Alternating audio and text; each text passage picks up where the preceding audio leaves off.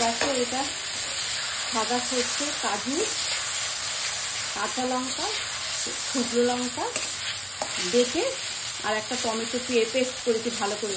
সেই কালো জিরে ফোড়ন দিয়ে মশলাটা কষিয়ে নিয়েছি। একটু মিষ্টি ধোয়া জল দিচ্ছি।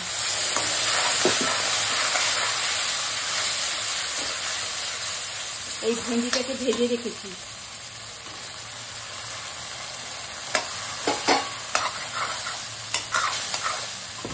এই পেঁয়াজটা গোল্ডেন ফ্রাই করে রেখেছি, দেখো ব্রাউন করিনি কিন্তু গোল্ডেন ফ্রাই।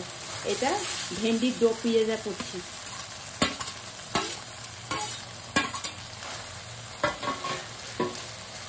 একটু জল লাগবে, একটু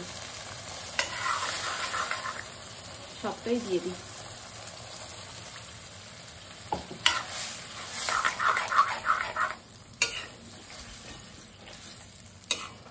ব্যাস, এটা এবার ধিমি আঁচ করবো না,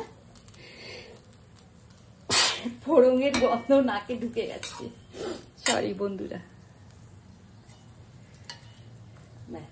হয়ে গেল, একটুকুনি ফুটবে, বেশিক্ষণ ফোটাবো না। এই যে ফোটার ভাপ এসছে, এবার বন্ধ করে দেবো।